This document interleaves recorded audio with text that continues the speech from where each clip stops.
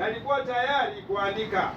Nami nalisikia sauti kutoka mbinguni ikisema, yatie muhuri maneno hayo yaliyonenwa na hizo ngurumo 7, usiyaandike. Na yule malaika niliyemwona akisimama juu ya bahari na juu ya nchi akainua mkono wake wa kuume kuelekea mbinguni, akaapa kwa yeye aliye hai hata milele na milele, yeye aliyeziumba mbingu na vitu vilivyomo, na nchi na vitu vilivyomo, na bahari na vitu vilivyomo, ya kwamba hapata kuwa na wakati baada ya haya, isipokuwa katika siku za sauti ya malaika wa 7 atakapokuwa tayari kupiga baragumu. Hapo ndipo siri ya Mungu itakapotimizwa, kama alivyowahubiri watumishi wake hao manabii. Tutaweza keti. Namshukuru Bwana kwa nafasi hii ya kutupatia kuendelea na yale ambayo tulikuwa naye, kwa sababu bado sijatoka hapo.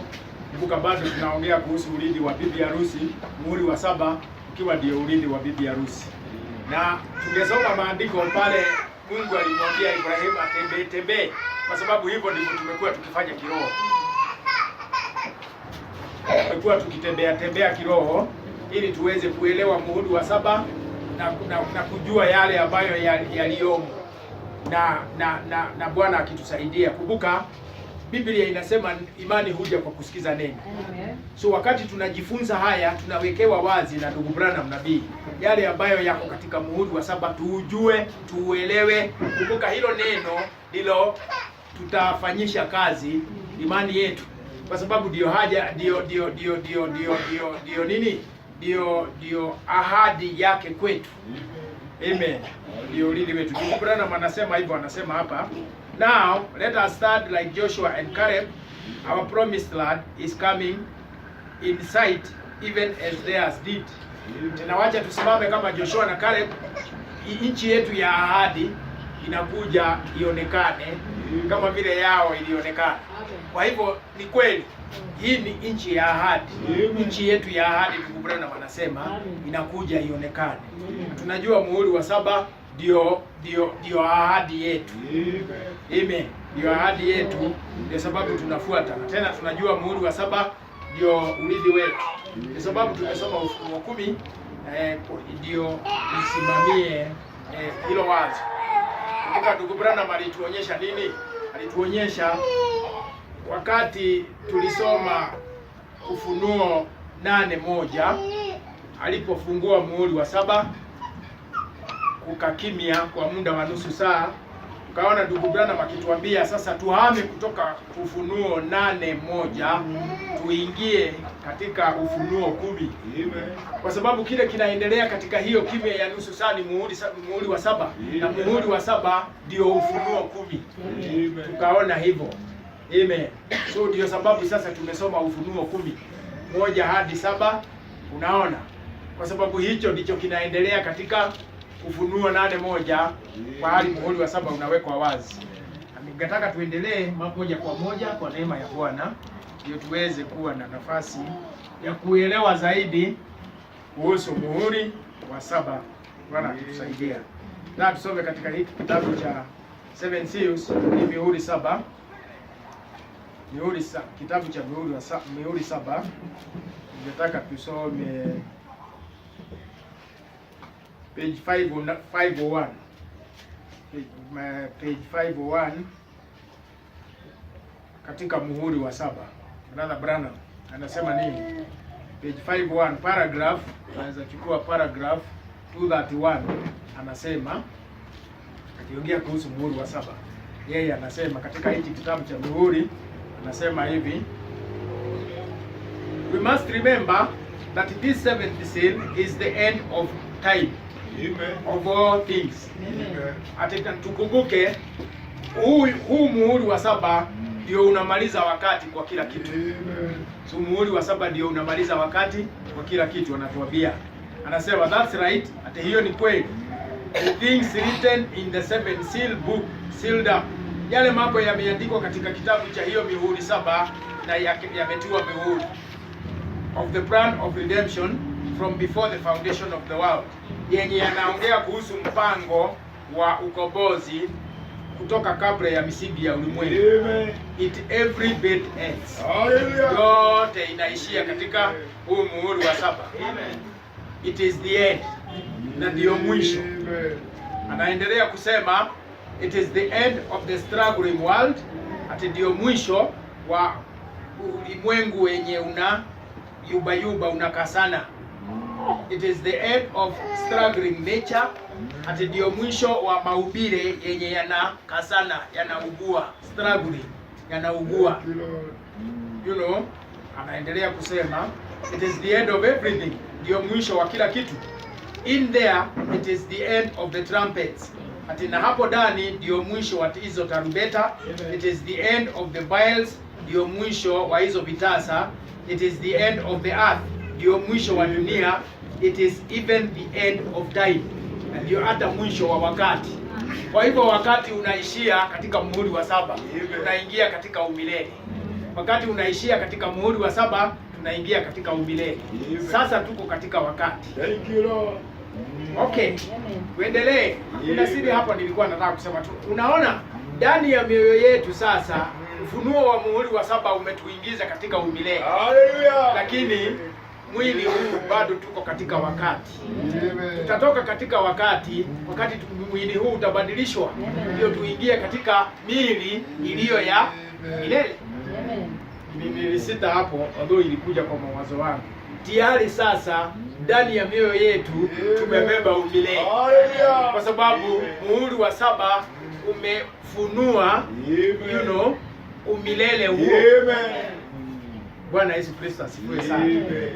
Singetaka kusema hayo zaidi ya hapo, pengine tutairudia baadaye wakati tutaingia katika kuongea tukiendelea na muhuri wa 7. Lakini yeye anasema muhuri wa 7 ndio unamaliza kila kitu. Unamaliza hata wakati. Anaendelea nikinukuru paragraph 230. Paragraph 232 anaendelea kusema time runs out, wakati unaisha. The Bible says so. Matthew the 7th chapter, Revelation anasema, Revelations the 10th chapter and 1 to the 7th verse. Time runs out, wakati unaisha. Ufunuo 10:1 hadi 7 inaonyesha wakati unaisha. Anasema the angel said time will be no more. Malaika anasema katika Ufunuo 10 hapo ni wakati unaisha. When that in the days of this great thing to happen. Siku za hili jambo kuu likifanyika. Anaendelea kusema everything runs out. Kila kitu kinaisha in this time, wakati huu wa muhuri wa 7. At the end of this 7th seal. Notice it is the end of the church age. Ukiangalia ndio mwisho wa nyakati za makanisa. It is the end of the 7th seal. Ndio mwisho wa muhuri wa 7 mwenyewe. It is the end of the trumpets, ndio mwisho wa tarumbeta. It is the end of the vials, ndio mwisho wa vitasa. It is even the end the ushering in of the millennium. Na maliza miaka 1000 ya utawala. That's on the 7th seal. Na hiyo iko muhuri wa 7. Kidogo nisimame kidogo hapo. Ndugu Branham anaeleza nini? Anaonyesha muhuri wa 7 huu ambao ndio urithi wetu, ukimaliza kila kitu. Kila kitu kinaishia katika huo muhuri wa 7. Yaani ndio mwisho. Unaona? In other words ni kusema nini? In other words ni kusema huu ndio mwisho. Kwa yote yenye yamekuwa na wakati. Sikiza, nieleze kidogo. Si tu kusema ati huu ndio mwisho wa wakati, lakini hasa kusema ama zaidi kusema ndio mwisho wa kila kitu chenye kilikuwa na mwanzo. Ndio mwisho. Na tukiendelea tutaona hata muhuri wa 7 ukitoa hukumu, ndio yote yenye yalianza na yakaingia katika dhambi ishughulikiwe, tuingie katika umilele. Ndio mwisho wa dhambi, ndio mwisho wa chochote ambacho kilikuwa na mwanzo. Tungeweza ingia katika kilindi cha hayo mambo uone, kwa sababu baada ya muhuri wa 7 hakuna wakati. So time and time, wakati na chochote ambacho kina qualities za wakati ndani yake. Naelewa? You know, Biblia inaanza kwa kusema hapo mwanzo Mungu aliumba mbingu na nchi. Hapo mwanzo. Unaona? So chochote ambacho kina quality ya wakati inafika mwisho. Ni kama sasa vile vitu tunatengeneza. Utaweza sikia mtu akisema hii imetengenezwa na mbao. Okay. Hii imetengenezwa na kioo, vioo. Quality ya mbao imetengeneza vitu tofauti. Unaona? Sasa chote chenye kimetoka kwa wakati. Utaweza niuliza swali hapo kuuliza, kwani inamaanisha nini ndugu mwake? Mungu alitumia that quality ya wakati kutengeneza vitu. Kwa hivyo kuna vitu za wakati, kuna vitu za milele. Unaona? Unaona sasa pale wanaenda wakitoka katika mili hii, ngoja hawako katika wakati. Brother Branham aliwapata nje ya wakati. Hakungekuwa na usiku, ilikuwa ni nuru. Na si nuru ya mchana kama vile tunaweza sema, kwa sababu mchana uko katika wakati. Ni nuru ya umilele. Unajua hii nuru ni ya mchana. Usiku kikuja huwezi ona hii nuru. Lakini unajua kuna nuru ya milele. Haleluya. Na unajua Mungu kwa sababu ni wa milele anaishi katika nuru. Yeye hana usiku wala mchana. Na si nuru ya wakati.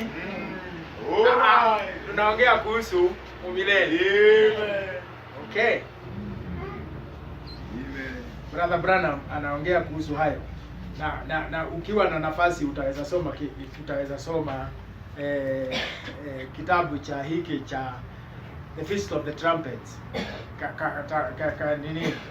karamu ya tarubeta, kwa sababu imeleta kwa kifupi mambo ya vitasa, mambo ya tarubeta kwa kifupi, hizo vitasa, lakini ziko katika kitabu cha Ufunuo. Tunajua zile vitasa na hizo tarubeta, lakini kwa sababu sasa ninaelekeza wazo langu katika muhuri wa 7, singetaka tuongee kuhusu hizo vitasa na kuhusu hizo tarubeta.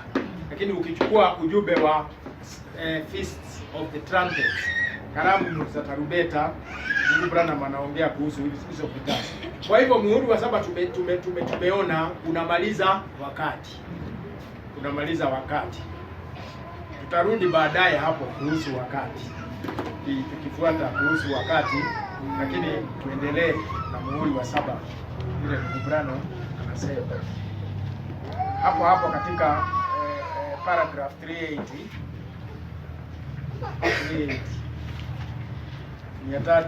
380 nabii akiongea kuhusu huo muhuri wa 7 anasema there has been a threefold purpose in all these things. Unaona? That brings us back to a 3 and a 7 again. See? 7 seals, 7 vials, and so forth. Now, in 3s and 7s is God's number in his mathematics of revealing his word. Unaona? Anatuonyesha, katika haya mambo, Brother Branham anatueleza hivi, katika haya mambo anasema,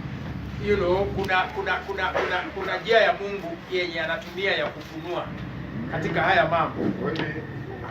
Katika 3 na katika 7. Katika 3 na katika 7. Hata hiyo ndio hesabu ya Mungu ya kufunua ile neno. Katika 7. Katika 3 So ona, kwa sababu sehemu yetu katika haya ni muhuri wa 7, tulikuwa na nafasi ya kuangalia, tukaona hiyo mihuri ingine, kila muhuri na pale ulihudumu na kile chenye ulitoa na tukakubaliana wewe uende uchukue hicho kitabu cha mihuri 7 usome. Unaona, ama umsikize nabii mbili ndio uelewe hiyo mihuri ingine 7. Hiyo mihuri ingine. Lakini anatueleza sasa sehemu yetu katika muhuri wa 7, sehemu yetu hawaje kucheza akilia. Sehemu yetu katika muhuri wa 7, unaona, utaweza ukifuata ufunuo wake utaweza tumia 7 na 3. Na hiyo ndio hesabu Mungu anatumia, 7 na 3. Kwa hivyo ukiwa na ufunuo ufuate muhuri wa 7, utakuta kuna 3, kuna 7. Kwa mfano, unaona imani ya unyakuzi yenye inakuja na kimo chake, na hicho kimo kina 7 ndani yake, kina 7 ndani yake. Unaona hiyo 7, na yeye mwenyewe kumbuka ana utatu kwa Baba, Mwana na Roho, huo utatu. Hiyo 7 na 3 iko, unaona majina yake 7 ya ukombozi, 7 majina 7. Unaona hiyo 7 na 3 ndani ya muhuri wa 7. Unaona Brother Branham anasema ni hesabu yake yenye anatumia katika kufunua neno lake. There has been a threefold purpose in all these things that brings us to a 3 and a 7. Again, the 7 seals, 7 vials, and so forth. Now in 3s and 7s, it's God's number in His mathematics of revealing His word. Kuna 7 na kuna 3, na tutarudi hapo katika hiyo 3 na 7 baadaye, lakini wacha tuendelee na muhuri wa 7. Kwa hivyo tunaona haya mambo, ati muhuri wa 7 ndio unamaliza kila kitu, ndio mwisho wa kila kitu. Alafu tukasema tutarudi hapo tena. Alafu katika huo muhuri wa 7 pamoja na mihuri mingine, Mungu akifunua neno lake katika 3 na katika 7, 3 and 7. Okay. Alafu tunaona nini? Tuendelee na hilo wazo.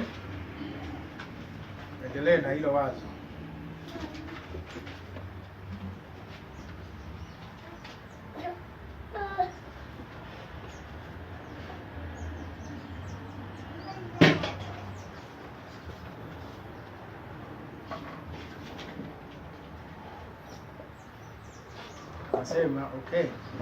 Alafu yeye anasema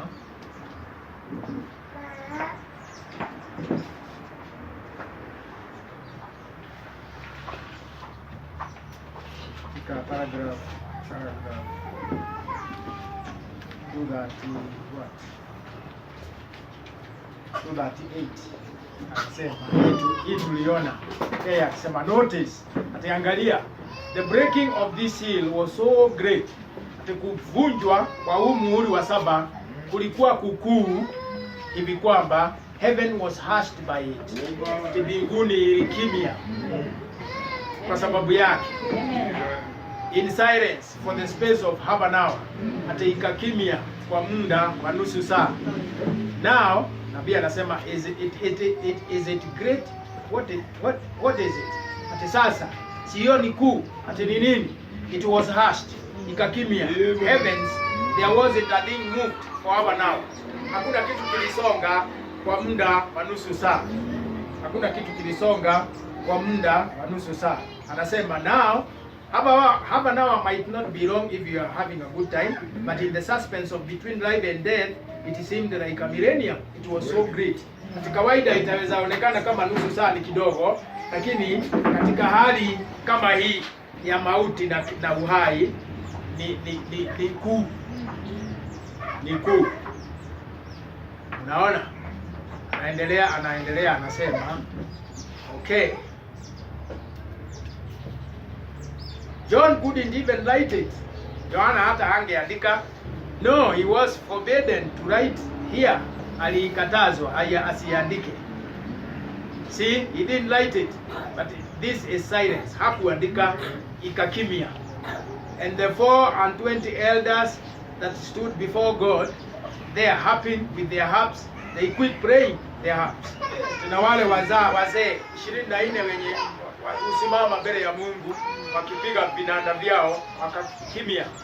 The angels hushed their singing in heaven. Malaika wakakimia, hawakuimba kule mbinguni. Brother Branham anaendelea. Think, fikiria. The holy cherubims and seraphims, makerubi na maserufi that Isaiah saw in the temple, wale Isaiah aliona kwa ono katika hekalu, with these 3 sets of wings, wakiwa na mabawa mabawa 6 over his face, over his feet, flying. Mawili wamefunika uso, mawili wamefunika miguu, na mawili waki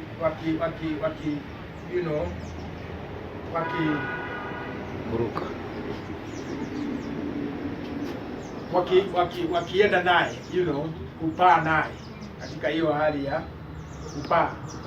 And day and night before God singing, holy, holy, holy is the Lord Almighty.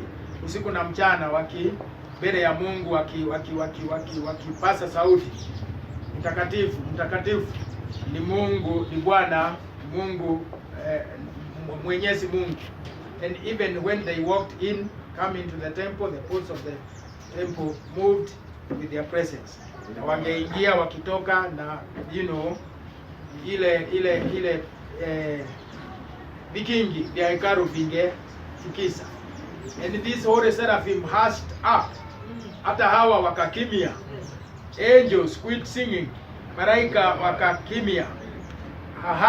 Flying in the presence of God, wenye wange paa mbele ya Mungu. Naona holy, holy, they hushed up, wakakimia. No angel singing, hakuna malaika aliimba. No praises, hakuna sifa. No altar service, hakuna hata kazi yenye inakuwa inaendelea kwa madhabahu, hakuna toleo. Now nothing. There was silence, ilikimia, hushed, deadly silence in heaven for half an hour. Ikakimia kwa nusu saa mbinguni. Anaendelea kusema, all the hosts of heaven was silent for this half an hour. Mbingu yote ikakimia kwa muda wa nusu saa. Hili nusu saa. When this 7th seal mystery in the book of redemption was broke open. Wakati muhuri huu wa 7 ulivunjwa. Muhuri huu wa 7 katika kitabu cha ukombozi ulivunjwa. Anasema think of it. Atafikiria, but it's broke. Lakini umevunjwa. Hallelujah. The ram breaks it. Mwana-kondoo ameuvunja. Glory be to God. You know what? Unajua nini? They were awed by it. Shangaa kwa sababu yake. I believe, nabii anasema ninaamini. They didn't know. There it was. They just stopped. Walishangaa, lakini ulivunjwa. So wakati Mungu aliweka wazi muhuri wa 7, ilikimia kwa muda wa nusu saa. Brother Branham anasema. Na kwa sababu tutaendelea kuona haya kwa neema ya Bwana. Kwa sababu kuna wale wanaona muhuri wa 7 haujavunjwa, lakini umevunjwa. Kumbuka kuna wale wanangoja ndugu Branham afufuke ahubiri sehemu ya muhuri wa 7 yenye wanaona haijawekwa wazi. Muhuri wa 7 ulivunjwa, ikawekwa wazi. Brother Branham anasema umevunjwa. Okay, ulivunjwa. So ilikimia kwa muda wa nusu saa wakati muhuri wa 7 ulivunjwa. Okay, endelee. Some yale Branham anasema hivi, why?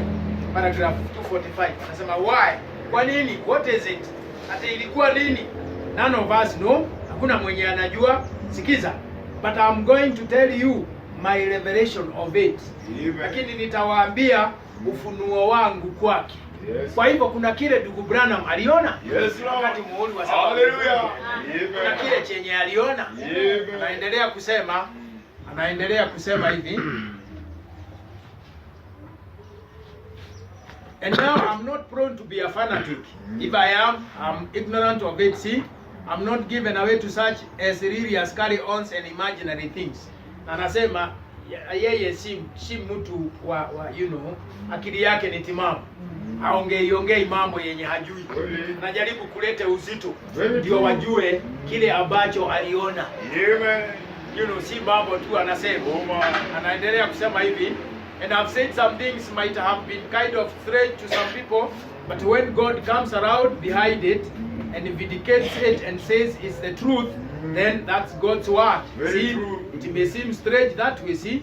Ati nimesema mambo mengine yenye yanasikika mageni kwa watu, lakini wakati Mungu anakuja nyuma yake, anaitolea ushuhuda na anaonyesha ni kweli. Sasa hilo ni neno la Mungu. Inaweza onekana ajabu, lakini iko hivyo. In other words, anasema nini? Unaona sasa, kama ujumbe, ukishika ujumbe wowote, yeye akihubiri na yale mambo anafanya, pengine hauelewi, pengine hauelewi, unaona, alafu mwishoe Mungu anakuja katika ishara na maajabu. Hiyo ni chapa yake. Ni Mungu akionyesha ati vile huyu mtu anasema ni kweli. Ni kweli. Kwa sababu ukisoma katika kitabu cha Marko 16 amesema, nendeni duniani kote mkahubiri injili hii, atakayeamini na batizo na ishara hizi zitafuatana na waaminio. Unaona? These signs shall follow them that believe. In other words, Mungu hutolea neno lake ushuhuda wa ishara na maajabu. Amen. So wakati unasoma ujumbe wa nabii, unaona ishara na maajabu kuja kumalizia, akijua siri ya mioyo na yale mambo mengine akifanya, Mungu akiponya. Si tu drama, si tu afanye, lakini anajaribu sasa kutolea hilo neno ushuhuda. Sasa si neno la nabii tena, ni neno lake. Bwana Yesu Kristo. Ni kama vile utaweza enda kwa chief kitaka kuandikie barua, alafu akwambie nenda nunua karatasi, uende ununue karatasi, kitu kama hicho. Akuje achukue hiyo karatasi aandike. Unaona? Alafu yeye hufanya kitu muhimu sana. Urudi kwa ofisi yake, anachukua muhuri wake, anaweka muhuri na anasaini. Sasa hiyo sasa si karatasi yoyote, hiyo ni barua ya chief. Yeyote mwenye ataipokea aangalie muhuri, atakuhudumia na itawekwa kwa file, kwa sababu ni barua kutoka kwa chief.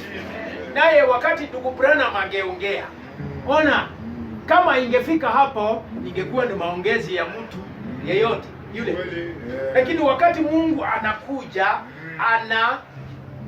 na ishara na maajabu zake, sasa hilo neno anaweka chapa yake, kuonyesha ni neno lake Mungu na ni ukweli wake. Sasa hilo unaweza tegemea, dada ndugu, hilo sasa utaweza sema mbingu na nchi sitapita, lakini hili neno haliwezi likapita. Na unaona hapo kuna wengi wenye hawaelewi. Wanaona ndugu Branham alikuwa mhubiri tu mzuri, alikuwa ndugu tu mzuri. Ona, ndugu Branham alikuwa nabii wa Bwana. So neno lile aliongea ni Mungu angemtumia kuongea. Hallelujah. So sisi waaminio wa ujumbe tunachukua ujumbe wa nabii likiwa ni neno. Neno la Mungu. Amen. So dada ndugu, unaweza jenga imani yako hapo. Na umngoje Mungu. Kwa sababu Mungu hufanya kazi kulingana na wakati wake na kulingana na mpango wake. Na asiponiambia mimi sijui kile anapanga kufanya, lakini nikiona kile amesema katika neno lake, nitaweza shikilia hiyo, kwa sababu hiyo ni ahadi yenye ametoa. Ni ahadi yenye ametoa. Unaona? Hakuna ahadi Mungu ametoa hatimizi. Itaweza ndio chukua muda, lakini anakuja kuitimiza. Glory be to God. Anakuja kuitimiza. Amen. Kuna mengi yenye tunaweza jifunza kuhusu Mungu. Na ingetusaidia kujenga imani yetu. Amen. Yote yeye hufanya kwa kusudi fulani. Amen. Unaona yale Mungu ameongea katika neno lake ina wakati wake. Amen. Na ina mpango wake. Huyu msichana angekaa kule nyuma. Na ina wakati wake na ina mpango wake na ina kusudi lake. Unaona, ina mpango wake na ina wakati wake na ina kusudi lake. So kama amesema kitu, dada, ndugu, unaweza tegemea kile amesema. Unaweza tegemea kile amesema. So just a minute, turudi pale pale.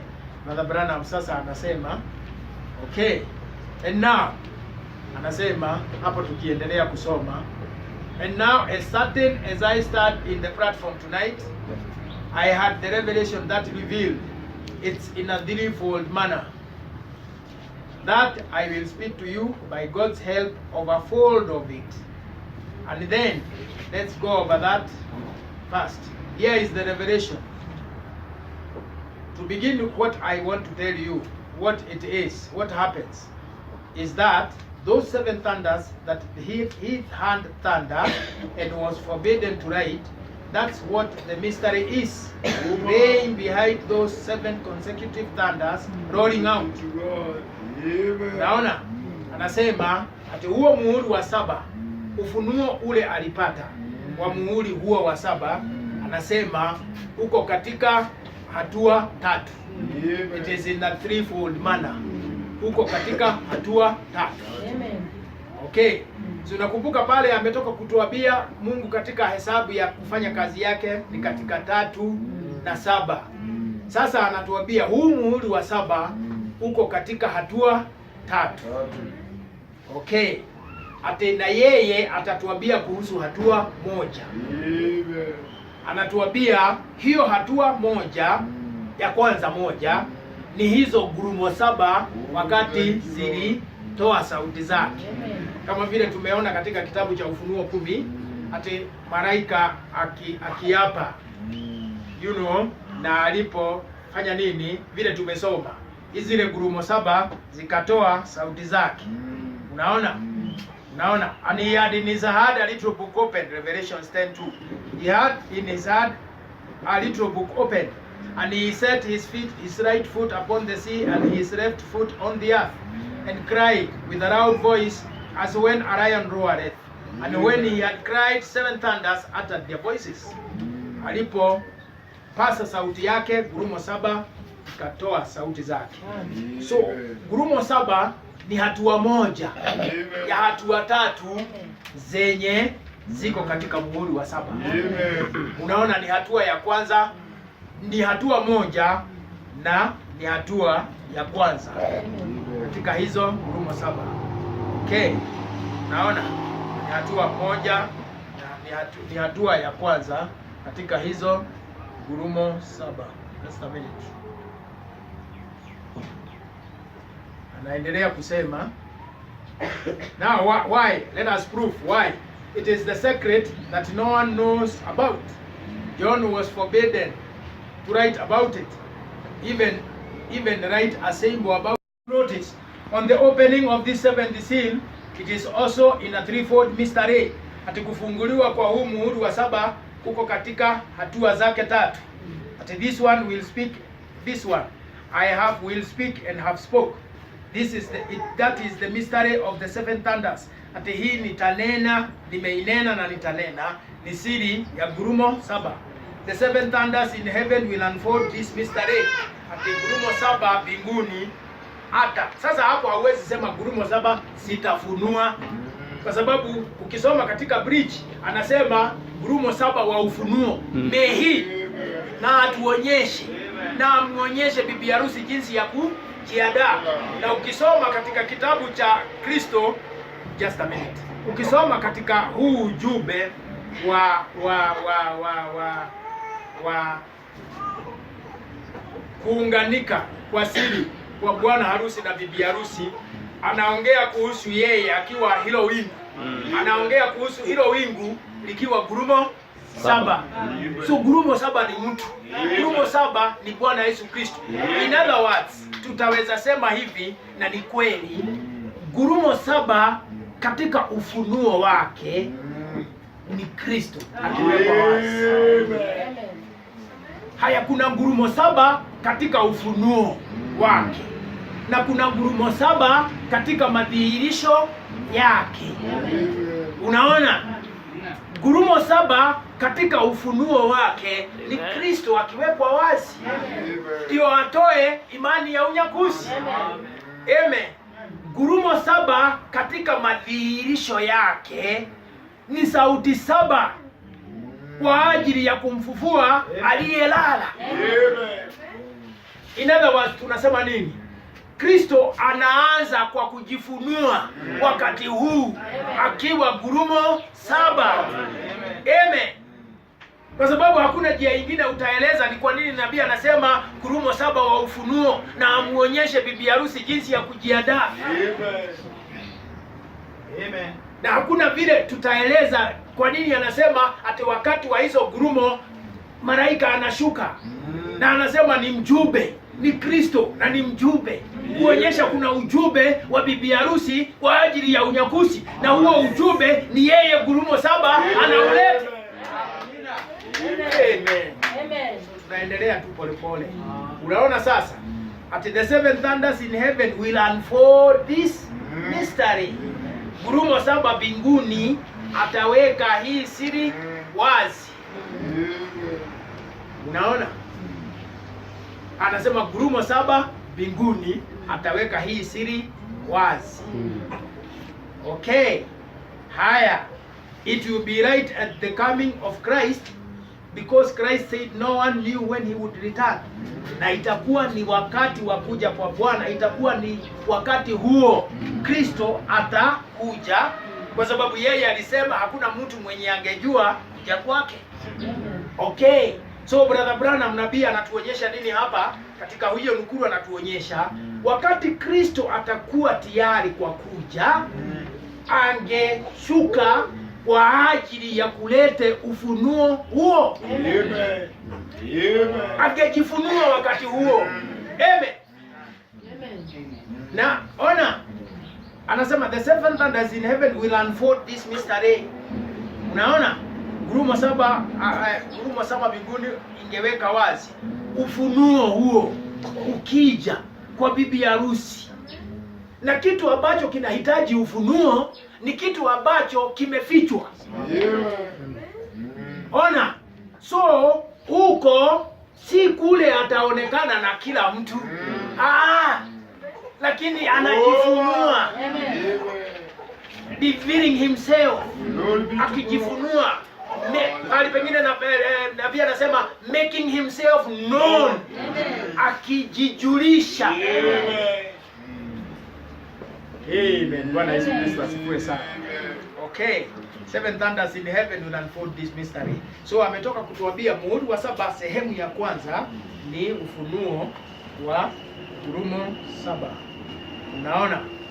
Anasema, did you notice, akiendelea paragraph 392. Ati did you notice? Na unaona, when the Jews asked him that, ati wakati Wayahudi walimuuliza hiyo, no, when we compared the scripture here with Matthew 24 with the 6 seals, the 7th seal was left out. Wakati Wayahudi walimuuliza angekuja lini, nabii anasema tukilinganisha maandiko Mathayo 24 na hiyo na mihuri 6, ati muhuri wa 7 umewachwa. Because you see, ati kwa sababu unaona Christ said only God himself knowed, not even the angels. No wonder it wasn't even written. You see, they hushed. Nothing taken place then. Angels didn't know it. Nobody knows when he is coming. Amen. So kile kilifichwa katika hiyo nusu saa ni kuja kwa Bwana. Amen. Na sehemu ya kwanza ya ngurumo 7, sehemu ya kwanza ya muhuri wa 7 ambaye ni ngurumo 7 iliweka wazi hiyo bibi harusi. So tunakasana katika huo wakati tupate imani ya unyakuzi kwa ufunuo wa ngurumo 7 wakati huu. Tupate imani ya unyakuzi kwa ufunuo wa ngurumo 7 wakati huu. Ufunuo wa ngurumo 7 wakati huu. Pia anaendelea. Anasema hivi. Paragraph 399.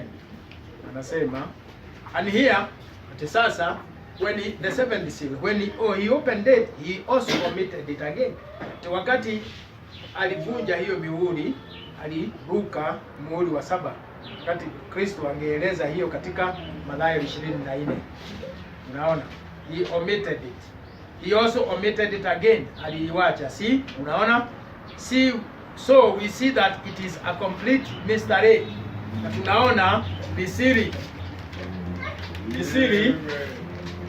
It's a complete mystery. Ni siri. Therefore, the hour is not yet for the mystery to be known. Ati kwa hivyo saa bado haijafika kwa ajili ya hiyo iwekwe wazi. Wakati huo alikuwa akihubiri hiyo. Saa haikuwa imefika ndio iwekwe wazi kwa bibi harusi wakati huo. So tunaweza sema nini ndugu dada? Tunaweza sema hivi 1963 March, wakati ndugu Branham alikuwa akihubiri hii, saa haikuwa imefika hiyo iwekwe wazi. Hiyo sababu iliwachwa. Lakini ona baadaye ingewekwa wazi kwa ajili ya bibi harusi, kwa sababu hatuko sasa wakati huo. Hatuwezi sema ati saa haijafika. Kwa sababu kutoka wakati huo tunaelekea miaka 50 na ngapi? Sikiza vile ndugu Branham anasema katika hiyo anasema it is a complete mystery, therefore the hour is not yet for the mystery to be known. Saa haijafika ndio hiyo siri ijulikane. Therefore we are this far. Ati sasa tumefika hapa, and the rest of it will be known right around about the time that Jesus appears on earth again for his bride. Ati tumefika sasa hapa. Hii ingine akiongea kuhusu muhuri wa saba. Hii ingine itajulikana wakati huo Kristo ataonekana tena kwa ajili ya bibi harusi wake. Wakati huo Kristo angeonekana, angeweka wazi, ingejulikana. Unaona? Sikiza vile amesema. This far, therefore we are this far. Hadi sasa tumefika hapa. Unaona? And the rest of it will be known right around about the time that Jesus appears on earth again. Hiyo ingine ingejulikana wakati ule Kristo Yesu angeonekana tena kwa ajili ya bibi harusi wake. Or whatever takes place at that time. Ama kile kingetokea wakati huo. Now until that time, ati mpaka huo wakati, let us just all pray na tuombe, live good straight Christian lives, tuishi maisha wazi ya Mkristiano, looking forward for his coming. Kingoja kuja kwake. So ingewekwa wazi wakati wa, na unaona ndugu Branham anatumia neno hapo about the time that Jesus appears. Wakati Yesu angeonekana. Na nikarudi na hilo wazo katika huu ujumbe mwingine hapa nitakusomea. Ujumbe wa just a minute. Uone hiyo appear. Ile anasema appear. Katika huu ujumbe wa God has a provided way. Ati Mungu ana njia yake ametengeneza. Alihubiri kule alihubiri 1962. Na ndiye anasema, now remember these two words before I leave you. Ati kumbuka haya maneno mawili nikiwaacha. The appearing of Christ and the coming of Christ is two different things. Ati kuonekana kwa Kristo, appearing, na kuja kwa Kristo ni mambo mbili tofauti. Anasema Christ is now appearing in the fullness of his power. Ati Kristo sasa anaonekana, appearing, katika utimilifu wa nguvu yake. His coming will be afterwards. Kuja kwake ni baadaye. His appearing before his coming. Akionekana kabla ya kuja kwake. Sikiza. The Christ is now appearing in the fullness of his power. Kristo akionekana katika nguvu ya ufufio wake. Angalia sasa ndugu dada, hapo tunaweza panua kuelewa kwetu kwa ufunuo wa Bwana. Kumbe Kristo akifanya jambo, yeye huonekana. He appears. Tunaona wakati alikufa, alafu akafufuka. He appeared. Biblia hasa inatumia hilo neno. He appeared unto the 11. Kwanza kidogo nikusomee. Fikiria ni katika kitabu cha sijui ni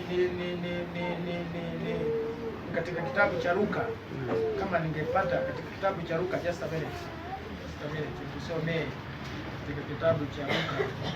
Biblia ni hapo. Sababu kama ni kitabu cha Luka, sababu hiyo sikuwa naye. Okay.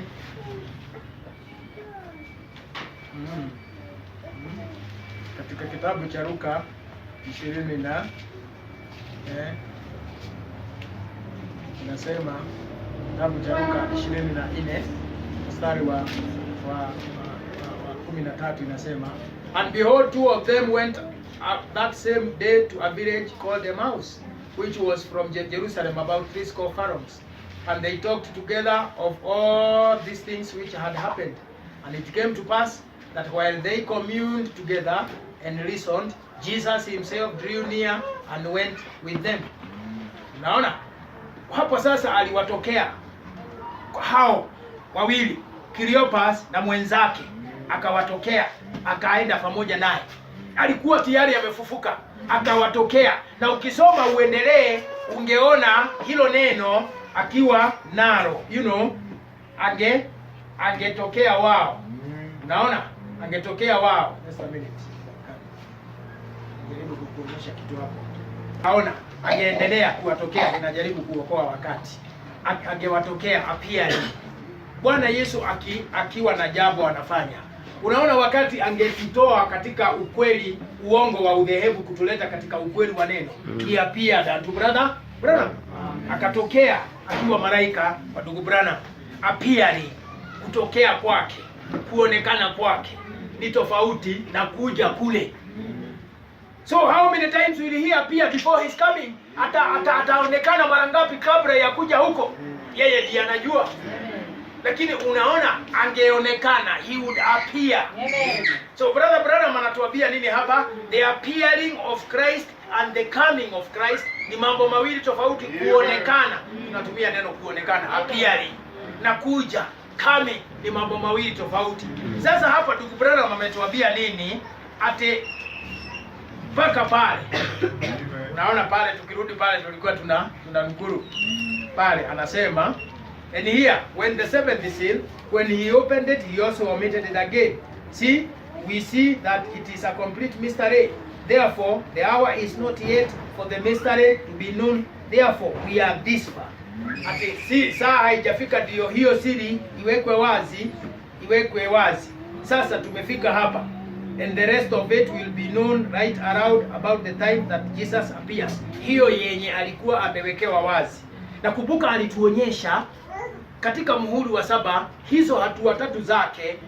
Sehemu ya kwanza ama hatua ya kwanza ni hiyo ngurumo 7, na akatuonyesha, akatuambia hii nitamwambia ufunuo wake. Ufunuo wa hii ni siri ya kuja kwa Bwana. Kumbuka alituambia hivyo. So ni kitu chenye aliwekewa wazi. Ndugu Branham aliwekewa wazi ngurumo 7. Aliwekewa wazi katika muhuri wa 7. Kwa sababu hapo ndipo alijua ni siri ya kuja kwa Bwana. Si ati ni maandiko tu alisoma, aliwekewa wazi. Akajua ni siri ya kuja kwa Bwana. Ngurumo 7 na siri ya kuja kwa Bwana ni kitu kimoja. Ni kitu kimoja. Sasa wewe na mimi tunapata ufunuo huo ndio tuweze kujiandaa kwa ajili ya kuja huko. Tuweze kujiandaa kwa ajili ya kuja huko. Natuambia this far. The rest of it will be known right around about the time that Jesus appears on earth again. Unaona? Hayo mengine tufike hapo.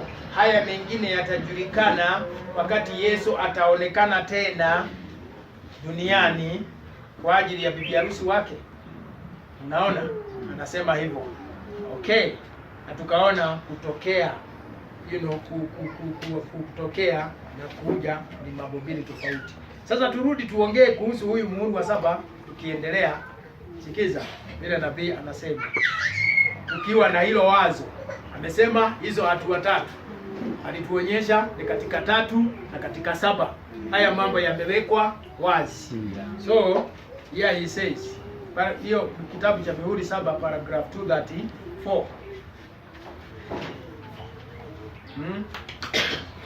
Paragraph 233 anasema hivi, tulifika hapo 233. Anasema everything runs out in this time. Ati kila kitu kinaisha wakati huu. Unaona? The end, ndio mwisho. Anasema notice, angalia, it is the end of the church age. Hiyo tulisoma. Ati angalia, ndio mwisho wa nyakati za makanisa ama kisasi cha kanisa. It is the end of the seventh seal. Ndio mwisho wa muhuri wa saba. It is the end of the trumpets. Ndio mwisho wa tarumbeta. It is the end of the vials. Ndio mwisho wa vitasa. And even end the ushering in of the millennium. Na ndio inamaliza kuletwa kwa miaka 1000 ya utawala wa millennium. That's on the seventh seal. Katika huu muhuri wa saba. Sikiza. Anaendelea kusema it's just like firing a rocket into the air. Ni kama kulipua roketi katika anga. And that rocket explodes here. Na hiyo roketi inalipuka. And it goes up and then explodes again. Inaendelea inalipuka tena. It puts out 5 stars. Inaweka nyota 5. One of these stars explodes. Nyota moja ya hizi inalipuka and blows out 5 stars. Inaweka nyota zingine. And then one of them stars explodes and blows out 5 stars. Hiyo moja ya hizo stars inalipuka, inaweka zingine. See, it fades out. That's what the seventh seal. Ati hiyo ndio hiyo muhuri wa saba. It just adds the time for the world. It adds the time for this, it adds the time for that. Ati inamaliza wakati kwa ulimwengu, inamaliza wakati kwa hiki, inamaliza wakati kwa kile. It adds the time for this, it adds the time. Everything just added up on that seventh seal. Ati kila kitu kinaisha katika huo muhuri wa saba. Okay, hebu tuangalie kidogo. Mbaya sina choko. Kama ningekuwa naye ningemsaidia sana. Pole sana. Lakini sitaandika, nitaeleza. Tutatafuta choko tuweke hapa sababu zile tulikuwa nazo hapa zilisha. Unaona? Ati inalipuka. Tutaweza angalia kitu hapo. Brother Branham anasema muhuri wa saba ukilipuka. Anasema huo ndio muhuri wa saba. Ni kama kutuma roketi. Wakati muhuri wa saba unavunjwa, unajua unatoa sehemu hizo tatu ametuambia. Hizo sehemu tatu. Mysteries, fumbo tatu. Siri yenye ina fumbo tatu. Akasema ya kwanza ni gurumo 7. Gurumo 7. Na ametoka kutuambia gurumo 7 ni kuhusu kuja kwa Bwana. Amen. Ni kuhusu kuja kwa Bwana. Na tunaona nini? Katika kuja kwa Bwana, tukirudi katika hiki kitabu, ujumbe huu nabii amehubiri the rapture. Ama tusome katika Wathesalonike, tunaona nini?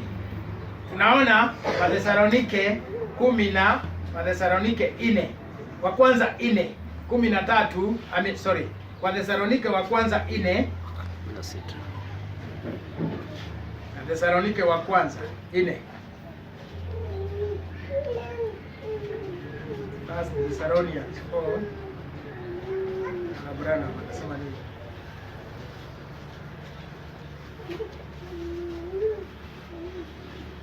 First Thessalonians. Unaona? Anasema 16, First Thessalonians 4:16 anasema for the Lord himself shall descend from heaven with a shout and with the voice of the archangel and with the trump of God and the dead in Christ shall rise first. Bwana mwenyewe atashuka kutoka mbinguni na mwaliko na sauti ya malaika mkuu na tarumbeta. So hiyo sehemu ya muhuri wa saba yenye imebeba kuja kwake. Tukirudi katika Biblia, tunaona Biblia inatuambia nini? Angeshuka na mwaliko na sauti ya malaika mkuu na tarumbeta. So tutaweza sema hivi, hiyo sehemu ya gurumo 7 imebeba hizo tatu. Ikilipuka. Unaona? Kumbuka muhuri wa 7 ukalipuka. Ndugu Branham akatuambia kuhusu sehemu moja ya kuja kwa Bwana. Sehemu moja ya kuja kwa Bwana. Utaweza niuliza, na pale pengine tuliona akisema na muhuri wa 7 ndio unamaliza wakati. Okay. So ni kusema nini dada ndugu? Tutaweza fuata tuone ni sehemu hizo sehemu zingine mbili ni gani? Kwa sababu muhuri wa 7 ndio unamaliza wakati. Na tayari hapa imetoa kuja kwa Bwana. Ni nini kingine kimebaki? Angalia, yale ndugu Branham anasema katika huu ujumbe wa nikusomee katika huu ujumbe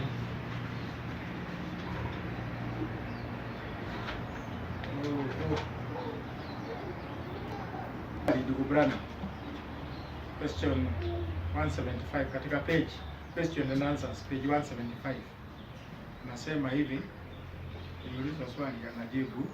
And now the opening of the seven seals that was given by the Holy Spirit, the seven seals only was to make known what had been left off in the dispensations behind us. Ati iliweka wazi ama ilikuwa iweke wazi yale yenye yalipita. And the seven seals was only revealing what they had left off back there. Na ikafunua, ilikuwa ifunue yale yenye waliwacha nyuma kule. And it opened up, na ikafungua what they had left, na ikaonyesha yale waliwacha. Hiyo mihuri sita, kumbuka. Muhuri wa saba tunaona ukimya. Na hiyo mihuri sita aliwekewa wazi, akaonyeshwa kule nyuma. Kristo akifunuliwa na yale yote alifanya kupinga muovu katika kuiga kwake. Sasa hapa anasema okay, what Luther left kaonyesha kile Luther aliwacha, what Wesley left kile Wesley aliwacha, and all the reformers na wale wageuzi, and Pentecostals na wa Pentecostal, and down to the present time, ikaonyesha mpaka wakati huu. Sikiza vile anasema, now the next thing left is the translation of the church. Ati kile sasa kinabaki ni unyakuzi wa kanisa. Tunaona sasa hiyo ndio tunaona ngurumo saba inahusu kuja kwa Bwana kwa ajili ya unyakuzi. Ati sasa chenye kinabaki ni unyakuzi wa kanisa, the return of Moses and Elijah, na kurudi kwa Musa na Elijah, the millennium reign, utawala wa miaka 1000 upon earth with the bride and groom, kwa bibi harusi na bwana harusi for 1000 years, miaka 1000, and then the judgment bar, alafu hukumu, and then a total annihilation of sin, alafu dhambi iishe. The seals never ended time, it will still be time until after the millennium. Itaendelea, wakati utaisha baada ya millennium, tuingie katika hukumu, inamaliza. So Brother Branham anatuonyesha nini hapa? Anatuonyesha hivi, sasa hii ndio ilikuwa iko katika muhuri wa saba inamaliza. Hii ndio imebaki. Kwa sababu kumbuka muhuri wa saba ndio unamaliza wakati. Na tayari anatuonyesha ya kwanza ile aliwekewa wazi ni gurumo saba. Na akatuambia gurumo saba ni kuhusu unyakuzi. Kuja kwa Bwana na unyakuzi. Anatuambia ona, alafu kurudi kwa Musa na Elijah. Kumbuka Musa na Elijah wakirudi wanaenda kwa Israeli, tunajua hivyo. Wanaenda kwa Israeli wakirudi. Alafu wakati huo Musa na Elijah wanahudumia Israeli kuwahubiria ujumbe huu wa ngurumo saba, by the way, kwa sababu ni Bwana Mesia akijifunua kwao. Wakihubiriwa ujumbe huu, bibi harusi naye atakuwa katika karamu ya Bwana mbinguni. The marriage supper, karamu ya Bwana mbinguni. So simultaneously, wakati Israeli wanahubiriwa, kumbuka nayo dunia itakuwa katika dhiki. Tuliona wakati huo ndio wata persecute wale wenye walikosa uhai lakini walikuwa waaminio. Watapitia katika dhiki, watauliwa kwa sababu watakatalia ndugu Branham. Wakati wanauliwa katika dhiki, Israeli wakati nao wanapokea ujumbe wao. Wakati wa dhiki, Israeli watapokea ujumbe wao. Amen. Alafu mjinga atauliwa. Unaona, bibi harusi atakuwa katika sherehe ya karamu. Atakuwa katika sherehe ya karamu. So hiyo itafanyika simultaneously. Kwa hivyo tutaweza sema haya mambo ndio yamebaki. Unyakuzi wa kanisa. Israeli wakihudumiwa, bibi harusi atakuwa katika karamu. Alafu miaka 100 ya utawala wa millennium. Alafu hukumu. Hayo matatu ndio hasa yamebaki yapo katika muhuri wa 7 tutaweza sema. So kwa hivyo nikusema muhuri wa 7 ukilipuka unatoa hayo matatu. Unatoa gurumo 7. Kuja kwa Bwana. Alafu unatoa millennium, utawala wa miaka 1000. Hatujui vile Bwana atatawala. Tunajua tu atatawala kutoka Yerusalemu. Na yale machache Isaia aliona katika ono. Hatujui mengi yatafunuliwa kwa sababu yamewekwa chini ya muhuri wa 7. Unaona? Alafu hukumu. Hatujui mengi kuhusu hukumu. Ni yale tu Paulo aliona mengine. Akasema zote tutasimama katika kiti cha hukumu cha Bwana Yesu. Na tunajua wafu, Yohana naye aliona wote wakifufuliwa kwa ajili ya kuhukumiwa na vitabu vikifunguliwa. Si tunaona ni machache. Hatuna mengi lakini itawekwa wazi.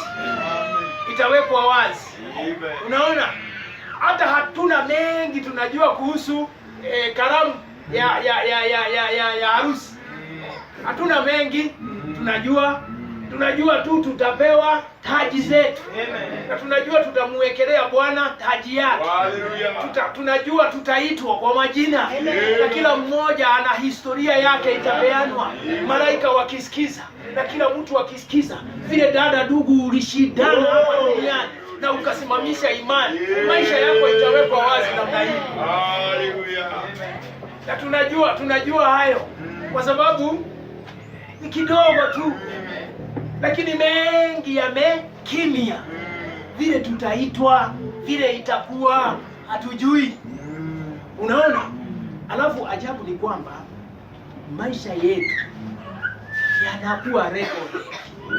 Malaika wa Mungu wanakufuata chochote chenye unafanya, chochote chenye unawaza, chochote chenye unaongea kinawekwa chini.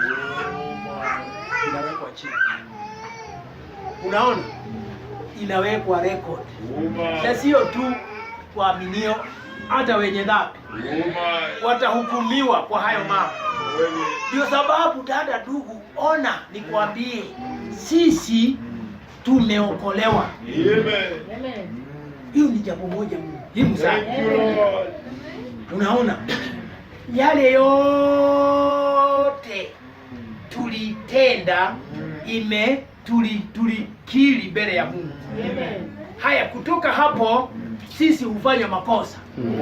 Katika kuongea kwetu, katika kutenda kwetu, katika kuwaza. Unaona? Nitaweza kaa hapo na ninakuangalia na moyo wangu una yale unawaza. Pengine mabaya. Lakini unajua hautoi sura. Ni unaniangalia tu. Lakini pengine huniwazi mazuri ama sikuwazi mazuri. Lakini unafikiria umeificha. Iko wazi mbele ya Mungu na inakuwa recorded. Inakuwa recorded. Wakati utasimama mbele ya Mungu, inawekwa wazi. Amen. Kwa sababu ni yako. Uliyafikiria, uliyaongea, uliyatenda. So ona, wacha nikuambie, dawa inakuwaga nini kwa makosa yetu? Ni kukaa tukiitubu, tukikiri mbele ya Mungu. Wakati dada unaenda magotini kuombea nafsi yako, nilia Bwana nisamehe, nisaidie, kwa sababu mimi ni mwanadamu mwenye amepungukiwa. Nina haya mawazo kuhusu ndugu, nina haya mawazo kuhusu dada, nina haya mawazo kuhusu mtu mwingine. Bwana nisaidie, nisamehe, nioshe, ondoa hii hali ndani yangu. Ndio ukae ukiwa msafi. Kwa sababu naye Bwana atafanya nini? Ataiondoa. Haleluya. Unaona ndugu Branham? Wakati alikuwa ahukumu yule mwanamke mzee, aliwakuta wakikunywa pombe. Na alikuwa ameenda hapo kwa hoteli kutafuta kitu ya kukula. Akaingia katika ono. Alikuwa akasema, kwani nimetoka mbinguni nikaingia jana? Sababu ya yale aliona yakiendelea kwa hiyo hoteli. So akasema, Mungu si upige hii hali kuishi. dunia hii. Akasema sasa watoto wangu watalelewa katika hii uchafu. Huyo mwanamke alikuwa mzee, amekaa hapo akikunywa pombe na wazee wengine, na amepaka marangi blue, na hivi vile alikuwa amekaa, nywele yake amekata, akaa hapo mzee kabisa.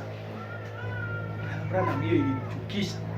Sasa wakati alisema tu hivyo, akaingia katika ono, akaona dunia inazunguka na imefunikwa na damu. Na akaona, ikarudi ikageuka, akaona yeye mwenyewe kule duniani naye akifanya mambo yake. Na akaona si mambo mazuri alikuwa akifanya. Unaona, mchezo na raha na mambo yake. Na yeye unajua kiwango cha maisha yake kilikuwa juu sana. Kama ndugu Branham angepatikana na sisi je? Kwa sababu alijaribu maisha yake kuishia Bwana. Lakini aliangalia kwa hiyo ono, akaona akifanya mambo yasiyofaa. Na kila wakati angefanya hiyo makosa, ingeletwa na muovu haraka sana mbele ya kiti cha enzi cha Mungu astakiwe. Alafu inakutana na Bwana. Akakuta Bwana na damu yake. Ameloa damu. Anaizuia. Inakuja anaizuia. Anasema, Baba msamehe, hajui kile anafanya. Baba msamehe, hajui kile anafanya. Kidogo ingine inakuja, Baba msamehe, hajui kile anafanya. Kidogo ingine inakuja, Baba msamehe, hajui kile anafanya. Na hata ikija igebonga Bwana, pupu, inakaa kama anakaa akifanya hivi. Kwa sababu inakuja inamgonga, pum. Ndugu Branham alikaa hapo akaangalia na akaona ni yeye. Alafu anasema alafu hiyo ikabadilika, akaona kitabu kimefunguliwa. Akaona yale mambo yameandikwa kwa hiyo kitabu. Yameandikwa kwa kitabu. Na ni yale alikuwa akifanya. Imeandikwa. Na akajua sasa record iko. So akasema, Bwana, mimi nilifanya hayo, nisamehe. Akapiga mayowe, nisamehe. Ni mimi nilikuumiza hivyo kwa makosa yangu, Bwana nisamehe. Sikujua, ni ujinga tu. Hata akaona Bwana pale amekaa, amechukua kidole ameweka kwa bavu yake, akatoa damu, akaandika juu ya kitabu, umesamehewa. Akatupa hiyo kitabu nyuma katika ziwa za na kusahaulika. Akamuuliza katika ono, sasa mimi nimekusamehe, na wewe unahukumu yeye. Unaona? Kwa hivyo kile kinaweza tusaidia dada ndugu ni kutubu hayo. Jioni, mchana, kutubu. Wakati unajiombea nafsi yako kabla haujalala, chukua nafasi, ombea nafsi yako kwa yale yote umeshida ukifanya, kuongea, kuwaza, kutenda. Na yale mambo yanakaaga ndani ya moyo haitoki, na unajua ni makosa. Umeweka maadui, umeweka tofauti zako. Ikifika ni hali fulani unakuta wewe uwezi sijui niseme nini. Na unajua zote tunafanya hivyo. Hakuna mzuri na mbaya. Zote. Kwa sababu tulikuja duniani tukiwa wenye dhambi.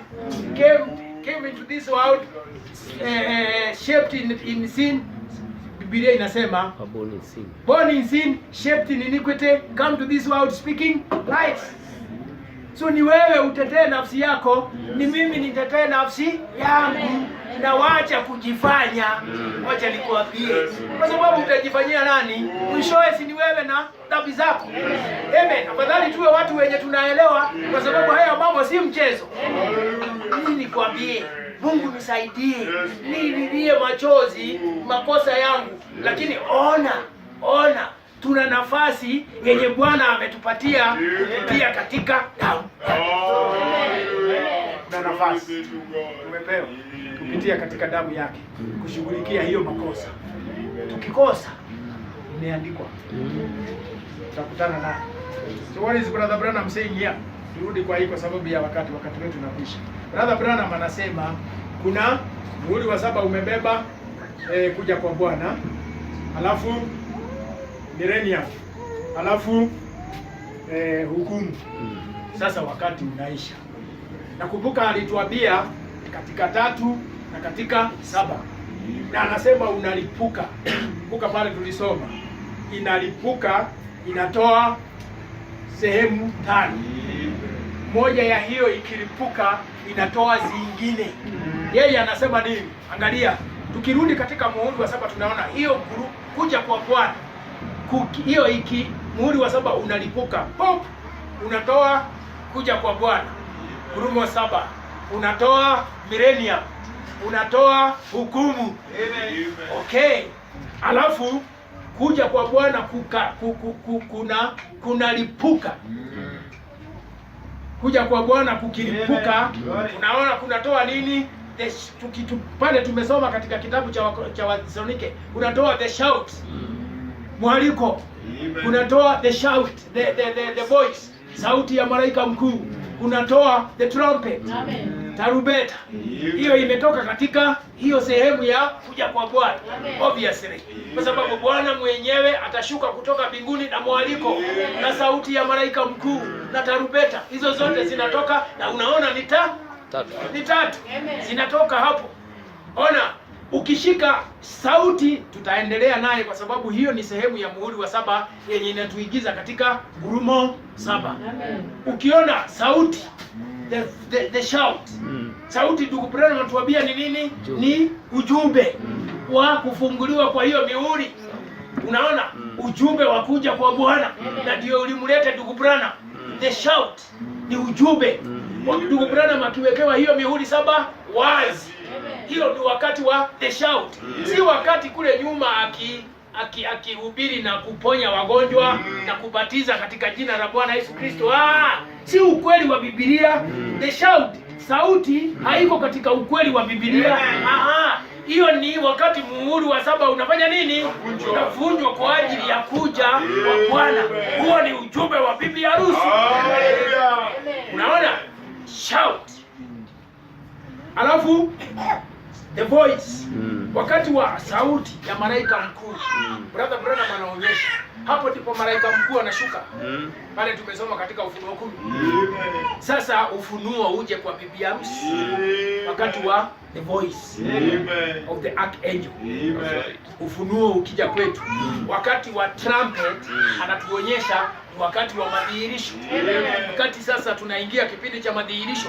Sasa angalia pale, tutaweza sema nini? Tuko wapi sasa katika hii imani ya unyakuzi? Tunangoja mvua Roho Mtakatifu. Tuko sasa kilele cha kutoka katika the voice, sauti ya malaika mkuu, tuingie katika the trumpet, katika wakati wa tarumbeta. Kwa sababu wakati wa tarumbeta ndio hayo madhihirisho yote itakuwa. In the days of the trumpet, wakati wa tarumbeta, sauti, mwaliko, sauti na tarumbeta. Yasema mwaliko ni wakati muhuri wa 7 unawekwa wazi kwa ajili ya ujumbe wa kuja kwa Bwana. Sauti wakati bibi harusi anapokea huo ufunuo. Baada ya ndugu Branham kuwekewa wazi muhuri wa 7 na akahubiri, yeye alilala. Akalala. Alafu Bwana baadaye ameanza kujifunua, ameanza kuweka wazi ufunuo wake kwa ajili ya bibi harusi apate imani ya unyakuzi. Bwana ameanza kuweka wazi ufunuo wake wakati wa the voice, kwa sababu yeye ndiye malaika huyu mkuu katika sauti, wakati wa sauti ya malaika mkuu. Amen. Alafu baada ya bibi harusi kupata ufunuo imani, tunaingia katika kitabu wakati wa tarumbeta. Naona tutaweza shika hiyo voice tena, tutoe tena 3. Kwa sababu tunaona hatua ya kwanza katika wakati wa sauti. Ona, wakati wa mwaliko ni kuvunjwa kwa mihuri 7. Na yale yalifanyika. Na tutaweza ona hizo 3 hapo tukiingia. Wakati wa sauti wenye tuko naye sasa tunaondokea ni wakati Bwana Yesu Kristo amekuwa akijiweka wazi, na tukichukua hiyo voice, sauti ya malaika mkuu nayo ilipuke. Tunaona inatoa hatua 3 zake. Kwa sababu kitu cha kwanza ni ufunuo. Ufunuo. Na ufunuo huo ukija unaweka msingi wa imani ya unyakuzi. Kitu cha pili ni wakati kimo kinaumbika kutoka kwa huo msingi. Hatuna ndugu Branham akihubiri katika huu ujumbe wa Christ is the mystery of God revealed, anaiita preeminence. Wakati Bwana anakutwaa, wakati Bwana ananitwaa, wakati Bwana anamuondoa, wakati Bwana ananiondoa, wakati Bwana anachukua hekalu la moyo wako na unamtumikia katika maisha yako. Unakuwa sasa wewe ni nyumba yenye yeye Gurumo 7 ana. So anajenga hicho kimo, anajenga hekalu lake. Unaona, ikiripuka katika wakati wa sauti ya malaika mkuu, inalete kwanza imani ya unyakuzi kwa ufunuo wake, huo msingi. Alafu yeye anajenga kimo kutoka kwa huo msingi. Alafu akimaliza hiyo kimo anafanya nini? Roho Mtakatifu anashuka akiwa muhuri kwa ajili ya jiwe la kilele. Kwa sababu hiyo imani lazima iwe sealed, lazima itiwe muhuri, lazima ipakwe, ipewe nguvu kwa ajili ya madhihirisho. Na wakati wa kutiwa muhuri, hapo ndipo Gurumo 7 anakuja kukaa katika hiyo imani.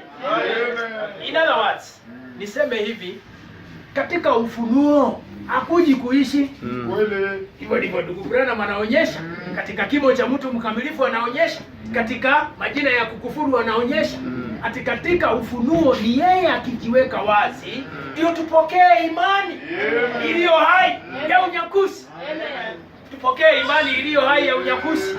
Hiyo imani ijenge tabia yake, kwa sababu imani ya unyakuzi inafananishwa na mbegu yenye inapandwa katika mchanga, mbegu ya neno, ahadi ya muhuri wa 7, ahadi ya kuja kwa Bwana ikipandwa katika mioyo yetu.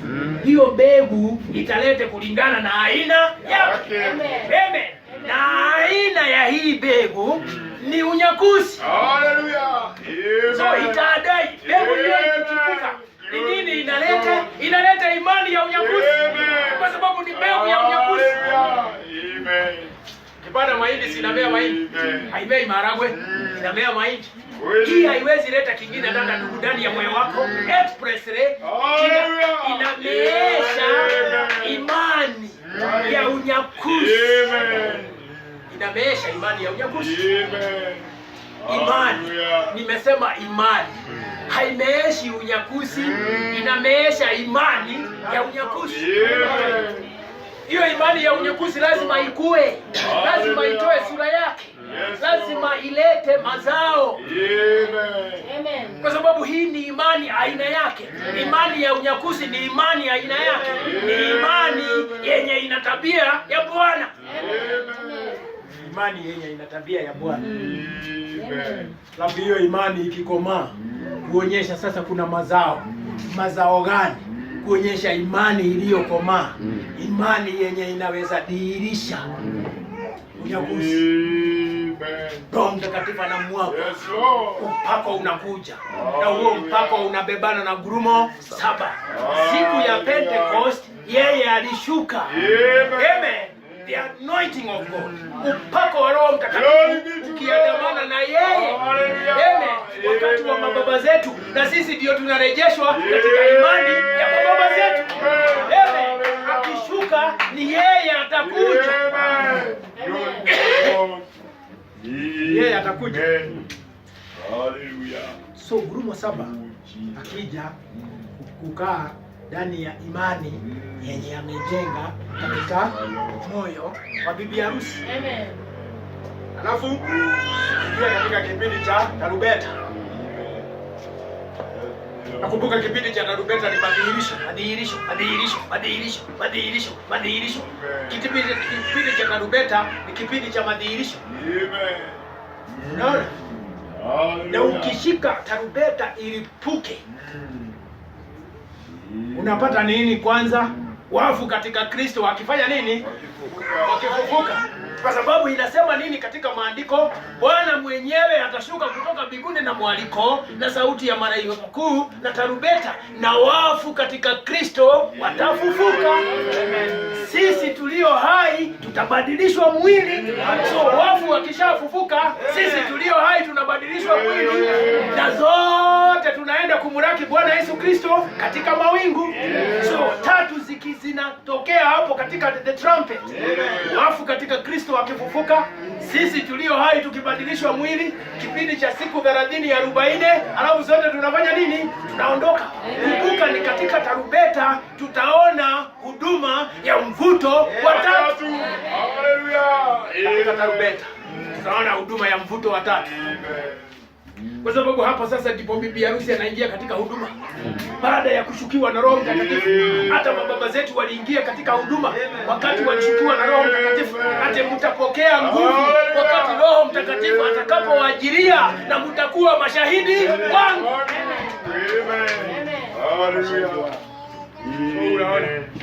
Mwili wa saba ukilipuka tarumbeta, alafu ushike sasa millennium ilipuke. Millennium ikilipuka, unaona nini? Kitu cha kwanza millennium ikilipuka ni bibi harusi na bwana harusi wakirudi kutoka karamu. Kwa ajili ya kupigana vita vya Armageddon, vita vya kidini, wakipigana na udini. Kwa sababu kumbuka, udini utakuwa ukitawala dunia wakati wa dhiki. Udini ukitawala dunia kutoka Rome wakati wa dhiki. Alafu sasa Bwana kitu cha kwanza atafanya ni kuweka vita. Ukisoma katika kitabu cha Ufunuo, vita vya Armageddon, apigane na udini, na hata kuwa na bibi harusi wake katika farasi weupe, yeye akiwa katika farasi mweupe na sisi tukiwa katika farasi. Tunakuja katika vita. Alafu muovu anafungwa jela miaka 1000. Unaona? Alafu Bwana anatawala miaka 1000 akiwa hapa duniani kutoka Yerusalemu. Unaona? Yerusalemu itashuka kutoka mbinguni na mfalme Melkisedeki sasa ndiye huyu bwana harusi. Atakuwa sasa na ufalme wake hapa duniani. Ibrahimu aliuona mbinguni akiwa nabii, akauona mbinguni. Lakini wakati Ibrahimu alishinda vita, kumbuka tuliona Sunday jioni, wakati Ibrahimu alishinda vita vya kukomboa Ruth. Alikula mesa ya Bwana na Melkisedeki. Wakati sisi tunapigana vita vya imani, vyetu ni vya imani. Kumbuka, tukipigana vita, dada, ukipigana vita ukishinda, ndugu, ukipigana vita vya imani ukishinda, tutakula mesa ya Bwana mbinguni. Mesa ya Bwana mbinguni na imetayarishwa. Bwana aliambia wanafunzi wake nini? Sitakunywa matunda ya mti huu mpaka wakati nitakunywa nanyi katika ufalme wa Baba yangu. So kuna kalamu. Tuliona kitu cha ajabu sana. Hata kiti chako kimewekwa. Hakuna mwingine anaweza kelia hapo. Kwa sababu majina yetu imeitwa na tumeitika. Wewe una nafasi, mimi nina nafasi. Kule hakuna atesongea mwingine. Japo kiko hakina nafasi.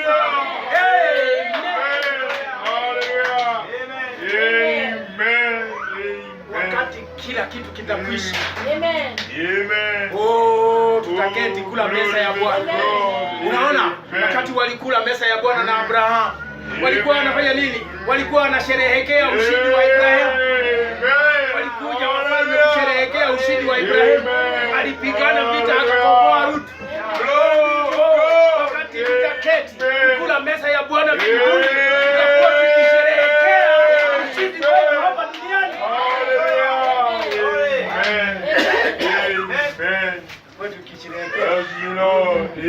Ushindi wetu hapa duniani.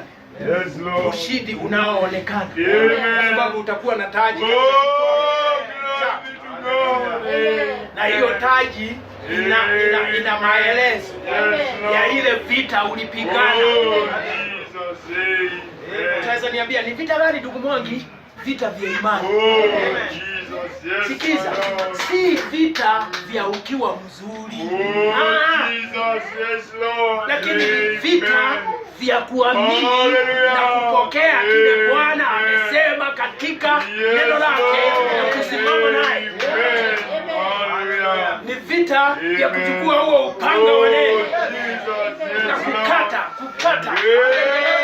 imani. Hata kama giza iko namna gani katika maisha yako, lakini unasimamisha vita, kwa sababu unajua ni adui mwenye anakupinga, mwenye anakuzuia, mwenye anakukwaza. Na wewe ni Mkristiano, mimi ni Mkristiano. Unapigana vita ukikataa. Amen. Unapigana vita, una upanga wa neno. Amen. Bwana amekufunulia wewe ni mshindi pamoja naye. Naona mwezi wa 7 ukilipuka katika hukumu. Hukumu ikilipuka, yatoa nayo zake 3. Naona cha kwanza, wote waliokufa wakifufuka. Wakifufuka. Hizi dini zote unaona, kwa sababu hazikuwa na ukweli. Kwa sababu hazikuwa na ukweli. Kumbuka wakati ukweli ulikuja wakati wa Luther, bibi harusi aliitwa, alafu akatayarishwa, akalala katika imani. Baada ya bibi harusi wa Luther kulala katika imani na Luther akalala, kukatokea dini ya Kilutheri. Hiyo ni dini. Mungu alisonga mbele akaingia wakati wa Wesley. Hiyo dini siendelee. Alafu akaita Wesley bibi harusi. Wesley akaja na ujumbe kwa ajili ya bibi harusi wa wakati wake. Bibi harusi akaitwa, akatayarishwa kiimani, akalala. Wesley akalala, alafu ikawa ni dini. Mungu akasonga mbele katika wakati wa Kipentekoste. Akiita, akainua mjumbe wa Kipentekoste, William Branham. Ananiambia ndugu Branham alikuwa mjumbe wa Laodicea. Amen. Alikuwa mjumbe wa Laodicea.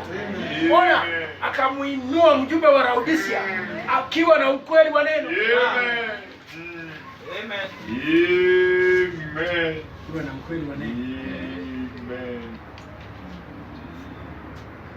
Na yule bibi harusi mwenye alikuweko kati ya 1906 na 1933 akasonga hata kwa nabii.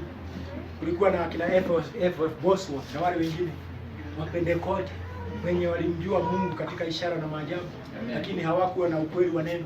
Wakasonga mbele katika ukweli wa Biblia. Wa Pentekoste halisi walisonga mbele katika ukweli wa Biblia. Unaona? Huyo bibi harusi akaitwa, akatayarishwa, akalala, alafu ikawa dini. Sasa tuko wakati wa kuja kwa Bwana. Na sisi tuna ujumbe. Na ujumbe yetu ni nani? Bwana mwenyewe akiwa mjumbe. Kwa sababu anasema hivyo katika The Bridge. When the seals are broken and the mystery is revealed, down comes the angel, the messenger, Christ, setting his foot upon the rod and upon the sea with a rainbow over his head. Sasa tuna mjumbe. Bwana Yesu Kristo ndiye mjumbe. Thank you Lord. Amen. Naweza niambia unasema nini ndugu mmoja? Branham sisi ni nabii wetu. Tuna neno la kinabii yenye Bwana anatumia. Hatuwezi ondokea ujumbe. Lakini sasa Bwana ameshika ukweli wake katika neno, anamtoa bibi harusi. Haleluya. Anamtoa bibi harusi akitumia neno la kinabii, akitumia neno la ujumbe. Anamuita bibi harusi kwa sababu bibi harusi ana ahadi ya muhuri wa 7. Huo ndio urithi wake.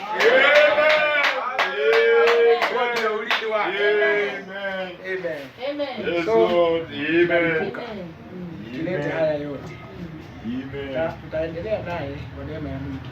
Kwa sababu unajua nini? Sasa inatuelekeza katika kuja kwa Bwana. Inatuelekeza upande huo. Lakini kama Bwana atatujalia tutaiona vizuri kwa neema ya Mungu. Nimekueleza tu kwa sababu sikuwa na choko, tungeiandika alafu tuifuate. Tukiingia hapo sasa, kumbuka tunaongea kuhusu sehemu ya muhuri wa 7 yenye inaongea kuhusu kuja kwa Bwana. Na hapo ndipo pahali petu wewe na mimi. Hapo ndipo pahali petu. Wewe una sehemu yako hapo. Mimi nina sehemu yangu hapo. Hapo una urithi, mimi nina urithi. Una urithi, mimi nina urithi. Naamini ndio sababu Bwana ameweka wazi hii ili tuipate katika njia ya ufunuo. Bwana asifiwe sana. Tufike hapo leo sababu tutaendelea naye saa 6 na dakika 30. Ukitaka kutoka nje, kwa free.